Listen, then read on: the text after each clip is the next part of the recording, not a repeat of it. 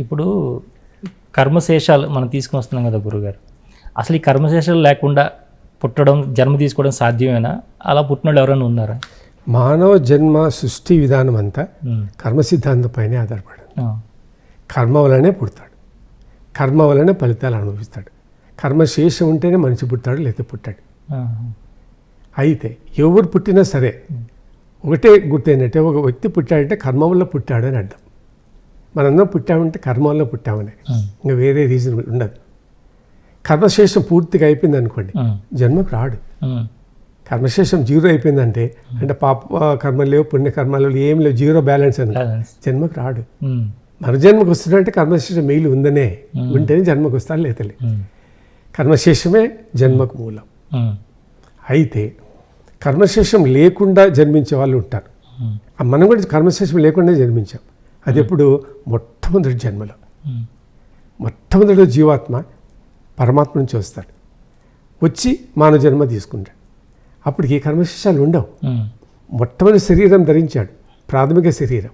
ఆ శరీరంలో ఉండి మొదటి జన్మలో కర్మలు చేస్తే రెండవ జన్మకి ఆ కర్మఫలాలు వస్తాయి. కానీ మొదటి జన్మలో కర్మఫలాలు అనుభవించడానికి కర్మఫలాలు లేవు. ఎందుకంటే అదే మొదటి జన్మ. జన్మకు వచ్చిన తర్వాత కర్మ ప్రారంభమవుతుంది. శరీరం లేని కర్మ ఉండదు.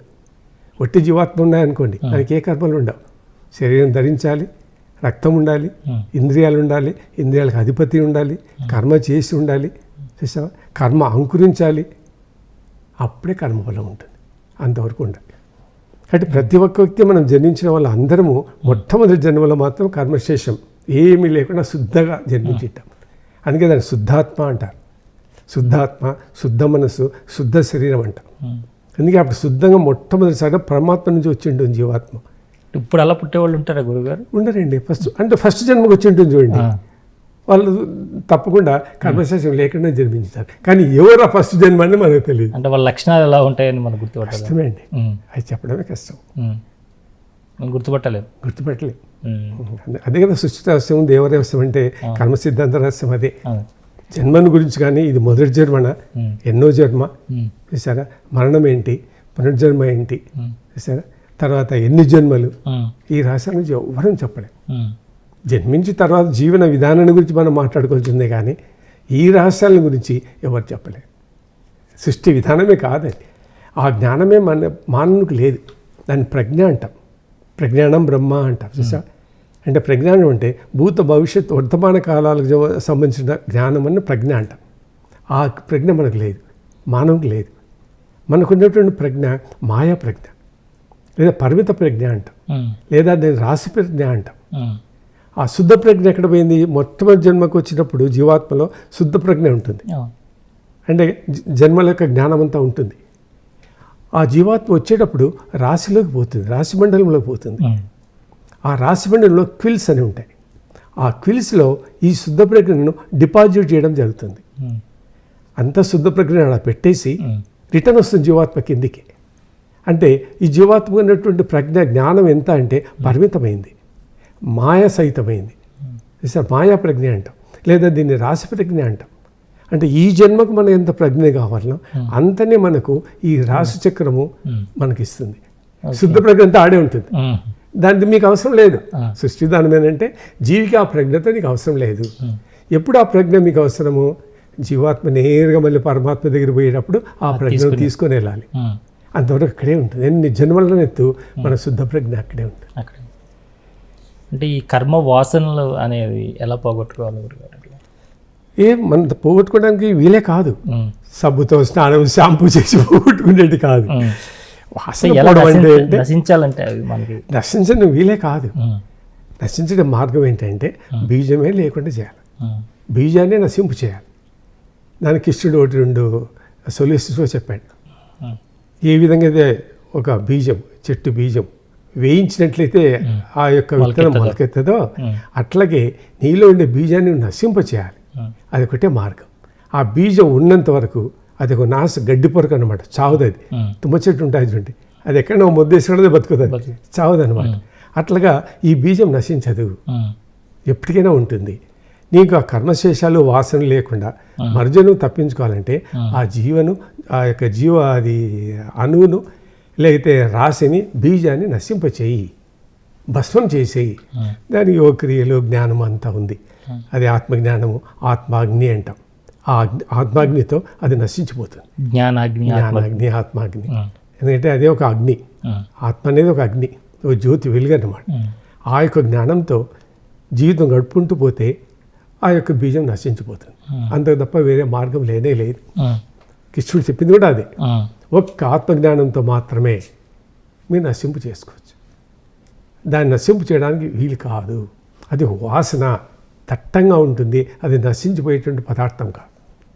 ఒక జిడ్డు మాదిరి అనమాట. అది అంటుకొని ఉంటుంది పాత్రకు లోపల. ఎంత శుభ్రం చేసినా సరే కొద్దిగానే ఉంటే చాలు. వైరస్ చిన్న అణువు ఒకటి ఉన్నా చాలు, ఇన్ని కోట్ల అణువులు అవుతాయి. అట్లాగా స్మాల్ మైన్యూట్ అనమాట. అది ఆ వాసన నశించాలి. అది సృష్టికి సంబంధించిన విషయం. కాబట్టి ఆ వాసన నశించిపోవడానికి వీల్లేదు. ఈ కర్మానుసయం అంటే కర్మ అనుసే. ఇప్పుడు కర్మ బీజం గురించి మనం తెలుసుకున్నాం. అందులో కర్మ వాసనలన్నీ ఉంటాయి. చూసారా, ఒక్కొక్క కర్మ దాని ఫలితాన్ని ఇచ్చుకుంటూ పోతూ ఉంటుంది. 100 కర్మలు ఉన్నాయనుకోండి, ఒక్కొక్క కర్మకు ఫలితాన్ని ఇచ్చుకుంటూ పోతూ ఉంటుంది. ఒక జన్మలో ఒక కర్మకు మన ఫలితాలు అనుభవించుకుంటూ పోతాం. మిగతా 99 కర్మలు అట్లే వెయిట్ లిస్ట్లో ఉంటాయి. ఒకటి అనుభవిస్తున్నాం, ఇంకా 99 ఉన్నాయి. అది ఏ కర్మకైతే మన ఫలితంగా అనుభవించలేదో వాటిని ఆ పేరుతో పిలుస్తారనమాట. కర్మ అనుషయం, మిగిలి ఉన్న కర్మలు అని. కర్మలకు ఫలితం అనుభవించకుండా ఉండేటువంటి మిగిలిన కర్మలు అంటారు. అదే అనుషయం. ఇంకా పూర్తిగాని కర్మ అంటే ఏంది? ఆ కర్మ తన ఫలాన్ని ఇంకా అందించలేదు, వెయిట్ లిస్ట్లో ఉన్నాయి. ఒక కర్మను అనుభవిస్తున్నాం, ఇంకా మిగతా అనుభవించలే. అవి ఎప్పుడు అనుభవిస్తాం? నెక్స్ట్ జన్మలో. ఇది కంప్లీట్ అయితే అప్పుడు అది అనుభవిస్తాం. ఈ జన్మలో ఒకటే కర్మ, ఈ జన్మలో కర్మ అనుభవిస్తున్నా, 100లో ఒక కర్మ అనుభవిస్తున్నా. అది ఇంకా అనుభవించేటువంటి ప్రాసెస్లో ఉన్నాం. ఇంకా 99 వెయిట్ లిస్ట్లో. ఇది 98ది నెక్స్ట్ జన్మలో అనుభవిస్తాం. 97లోది మళ్ళీ జన్మలో అనుభవిస్తాం.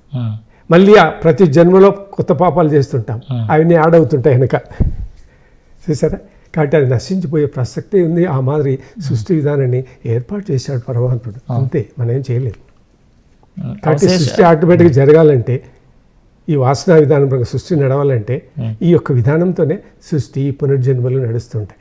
లేదా ప్రతి వ్యక్తిని పుట్టించడము, చంపడము, పునర్జన్మ ఇవ్వడం, ఈ బాధ్యతలు ఎవరు చూస్తారు? అవన్నీ ఏ దేవునికి అప్పచెంపలే.